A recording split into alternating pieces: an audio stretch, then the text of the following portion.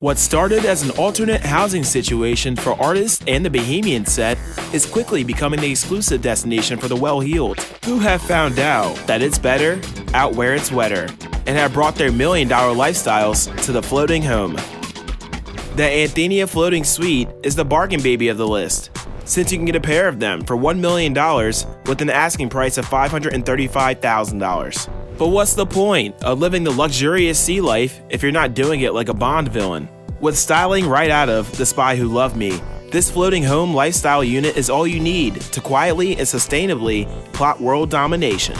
The results of 15 years of design work by naval architect Jean-Michel Duancel, the saucer-shaped floating dome sits on top of a system that helps soothe out the waves in order to mitigate seasickness.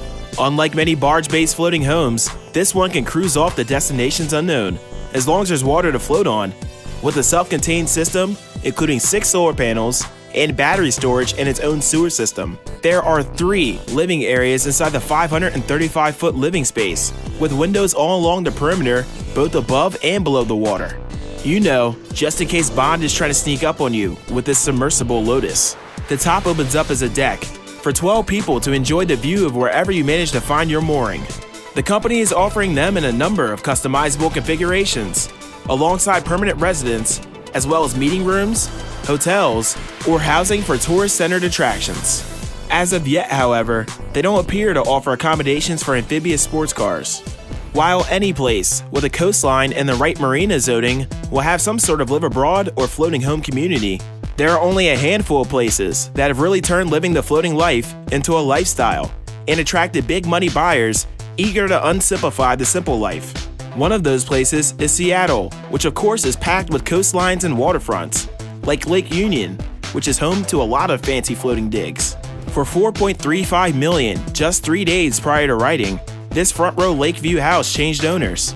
Making the most of that prime dock real estate, the kitchen flows into the living room, with a built-in fireplace and a deck that protrudes inside. So on a nice day, you can take your meals looking out over the water, at the surrounding hills, and of course the city of Seattle. If the corner deck isn't panoramic enough, and it's one of those clear days that occasionally happen in Seattle, a rooftop deck is accessible. When the rain keeps you inside, there's the home theater, or a sauna-sized bathroom to make it all better.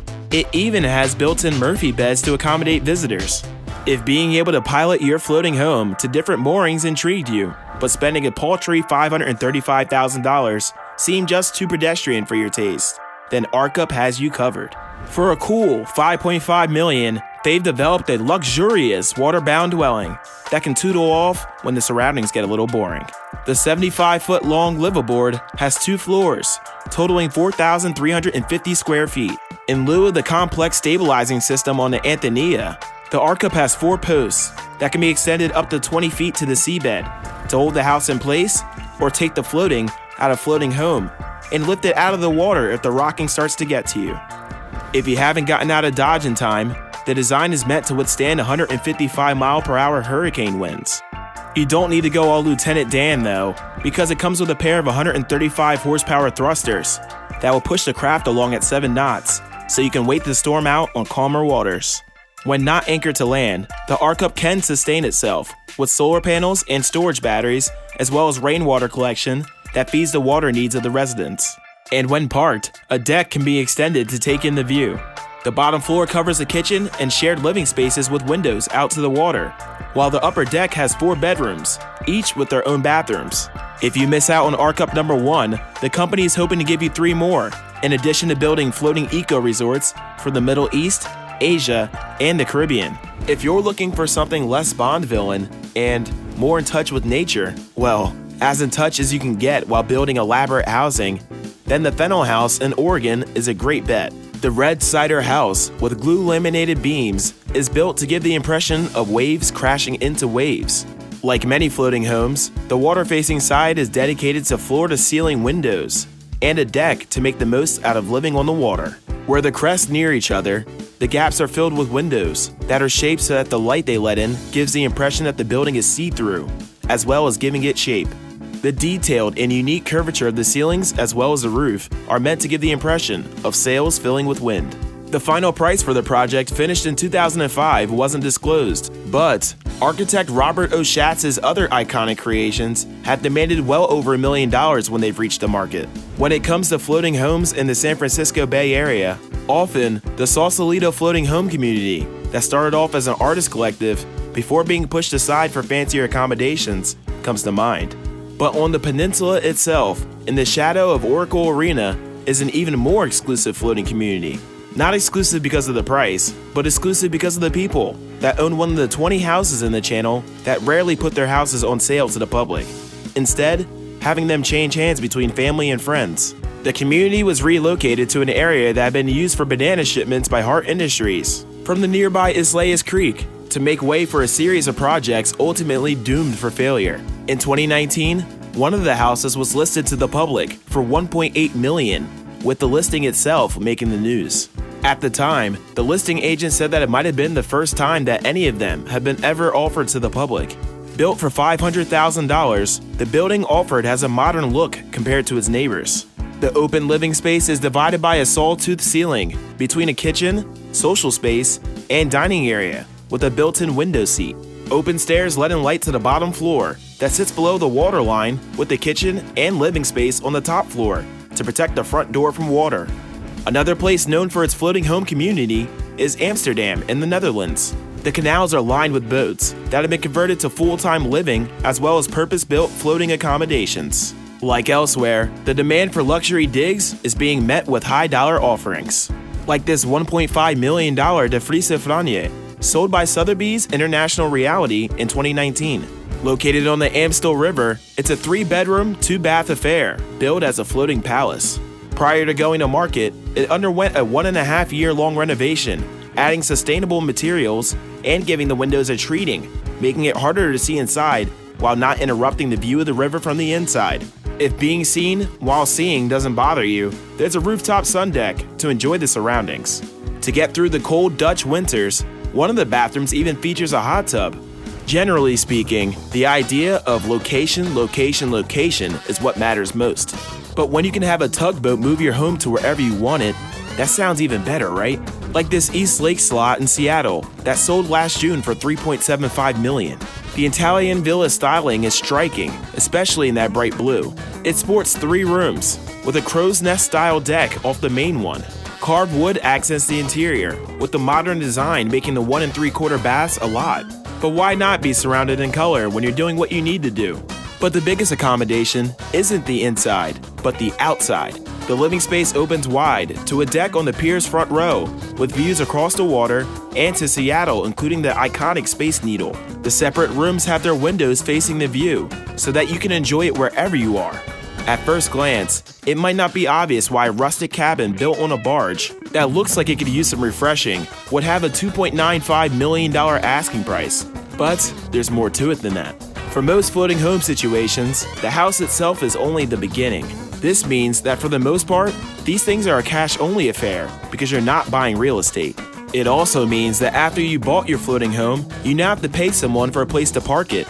Slip fees can be as low as $700 a month to $1,500 or more, unless you own the dock yourself, of course.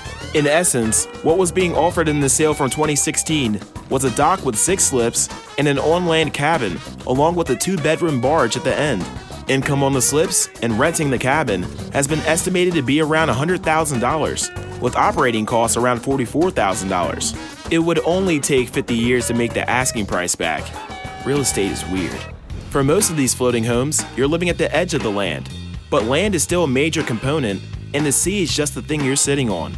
But if you're looking for a place that is more sea than land, the Maldives and the 5 Lagoon project is for you. With the islands that make up the Maldives mostly at near sea level, in some way the Maldives have more ocean than they know what to do with. To make use of the abundance of wet stuff, the government of Maldives hooked up with Dutch Docklands and Tapped Water Studio to create the Ocean Flower. Located in the prestigious North Mail Atoll, a 20-minute boat ride from the Mail capital and an international airport, the docks are configured into the shape of a Moldovan flower. Water Studios offered 5 different levels of floating home for the spot, with the biggest going for $2.2 million. For that money, you could get a 4-bedroom house with the usual open floor plan and plenty of window to take in the view. The real treat, however, is the main bedroom set in the roof with its own sun deck, which is designed to have the room's bed pushed out on it if you feel like sleeping under the stars. If anything is being done in excess, it's a fair bet that somewhere in Dubai, someone is doing it in even more excess. Aside from the regular mainland Dubai accommodations, they also have a man-made feature known as the World, a series of islands shaped like the continents. In the European part, dubbed the Heart of Europe, lies the first floating Seahorse floating home that changed hands for $2.5 million. Design firm Kleindienst Group feels like they can do better and has begun work on their $12 million floating Seahorse. Marked as the signature edition, these feature 4 bedrooms and common spaces that can be configured into sleep quarters when necessary. 2 of the levels sit above water and have all the features you'd expect when laying out more than 7 figures. What sets the Seahorse apart is the main and secondary bedroom that lie beneath the waterline and feature a large window opening to a crafted reef that acts as a seahorse sanctuary. There are about 400 houses that make up the floating home community in Sausalito, making it one of the biggest floating home spots in the world. Sausalito sits on the north side of the San Francisco Bay and on the Marin side of the iconic Golden Gate Bridge. In the 40s and 50s, the floating homes were hosts to poets and performers, housing everyone from author Shel Silverstein to rock promoter Bill Graham. It was his dock of the bay that Otis Redding was sitting on when he wrote his song Sitting on the Dock of the Bay during a week-long engagement with the promoter. If you missed your chance to pick up Silverstein's old digs for just shy of $800,000, you could have plunked down $1.3 million for this colorful 2-level, 2-bedroom affair, complete with rear dock for your boat that you can use to visit the sea lions that make the breakwater their home. Just like the San Francisco Bay Area, London is not known for its budget living options. Accordingly, if you want to make your home atop of the Thames, you need to bring money.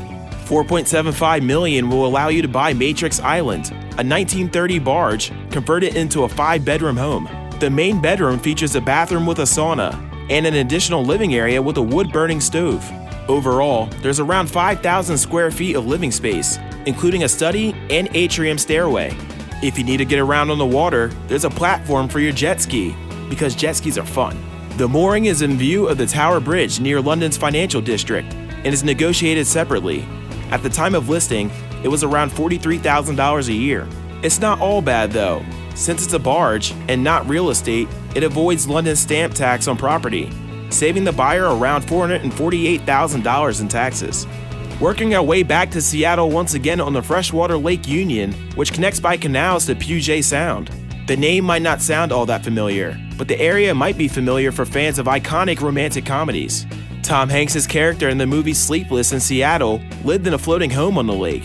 $3.75 million will buy you the Queen of the Lake, which is still available at the time of this writing. Moored beneath the Fremont Bridge, the 4,800 square foot residence features 3 bedrooms and 3 baths, including 1 main room with its own jacuzzi with windows overlooking the water. The requisite deck protrudes from the 2nd floor, and there's a home theater with a projector screen and reclining theater chairs. For getting around, the house also comes with its own bonus slip for a boat up to 32 feet long. With zoning and housing issues plaguing the Bay Area and Marin County's reputation for rampant NIMBYism, it's rare for there to be new floating homes in the storied community, as the city fights over what to do about housing in the area. For a relatively new construction, you'll need $2.85 million for this Japanese-inspired home, with striking exterior design cues, including the asymmetrical awning over the entrance. Inside the house, the Japanese and Zen garden influence continues, complete with shoji screens and tatami mat. The lower deck houses the main room that has its own sauna, as well as its own house laundry hookups. One last trip to the lakes of Seattle for this recently sold $2.55 million home that comes with a mooring saving on mooring fees. Located on the corner of the dock, the 2-story accommodation comes with 3 bedrooms and 1 bath and 2,000 feet of living space and just over 1,000 feet of loft. There's the usual luxury accommodations: open floor plans, marble countertops, wood-burning stove, you know, the works. But what really makes this place stand out is a luxury feature that has come and gone decades ago: the conversation pit. Just the name alone manages to sound both epic and relaxing at the same time. It's a design that had its time from the 50s to the 70s, that consisted of a sunken section of the floor with seating all the way around. Just think of it as an indoor pool, but instead of water, it has shag carpeting. The conversation pit faded away in the 1970s, as a dated design feature that didn't lend itself to families with children. But some people have started to give the unique feature a bit of a comeback.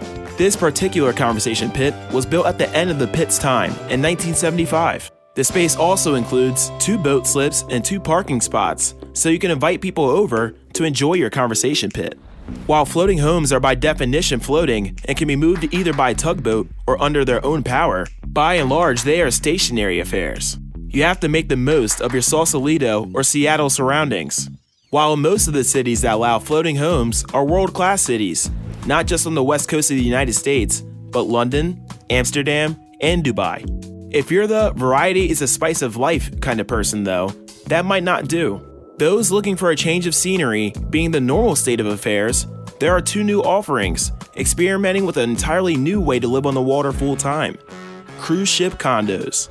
The world set sail in 2002 in a continuous tour of the oceans of the world in a 622-foot-long cruise ship with 152 residential accommodations. Unlike a traditional cruise, people live full-time on this ship, as it visits ports across the world.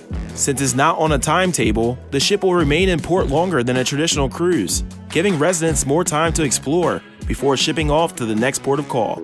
Accommodations on board range from studios to 3 bedrooms. From storylines comes the MV Narrated, a 741-foot craft with 18 decks, a marina for personal watercraft, and a helipad. When not visiting port, there are what they refer to as 18 bar concepts, as well as its own microbrewery. 3 swimming pools are also available to resident cruisers, as well as a 5,400 square foot garden and 10,000 book library. Pricing can be as little as $297,000 and as much as $8 million for the luxury accommodations. In a 400 floating home community where the houses are made out of everything from riverboats to Pullman train cars, it might be hard to stand out. You'd need something like the Taj Mahal, which is exactly what stands out in the community of the Sausalito floating homes. A small replica of the actual Taj Mahal in India as a floating private residence that has also managed to become a tourist attraction. The replica Taj Mahal was the creation of developer and vintner Bill Harlan, who had just visited the real thing and decided that he wanted one. Naturally, it features a wine cellar as well as a solarium and sauna. What would be better than an elevator in your floating replica of a World Heritage Site? A hidden elevator in your replica of a World Heritage Site. The entire thing was constructed in 1975, somehow without a conversation pit, at a reported cost of $10 million. There were rumors that Harlan let the place go for $850K, but it turns out he retained ownership until 2007. Sure, you can live in a floating mansion as your way to establish your individuality and free spirit, if you're content with baby steps. If you're serious about living that independent water life though, you'd plunk down $908 million for your own principality, or the most notorious case of squatting in the world. We're talking about the Principality of Sealand. Not technically a boat, and not technically a principality really. The disputed structure has had a storied past. Sealand started as Monsell Sea Forts 7.5 miles off the coast of England during World War II, which at the time was international waters. By 1967, it was being used as a pirate radio station, when Paddy Roy Bates took it over to form his own pirate radio station. Being in international waters, he declared the platform an independent micronation. Negotiations to sell the Principality in 1978 to someone who called themselves the Prime Minister of Sealand, Alexander Achenbach, turned out to be a ruse to get Bates and his wife off the platform, so that the mercenaries he hired could take the platform by force, to prevent it from being turned into a luxury hotel and casino. The invasion failed and the casino hotel never happened. What to do with the disputed land has been an ongoing concern for what they consider the royal family of Sealand. The Bates family, which houses a population, according to Bates himself, of normally like 2 people.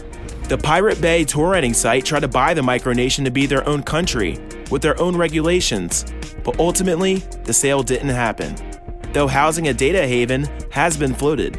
The Principality was at one point listed for sale at $906 million, but in 1987, England expanded its territory to 12 miles off the coast, covering Sealand. Some consider it the smallest micronation, but it hasn't been recognized by any other government. So if you do buy it, there are some legal negotiations you'll have to make. The ultimate floating home would be one that rises and lowers in and out of the water, like the Legion of Doom from the Super Friends. If you're gonna live like a supervillain, you might as well go all in.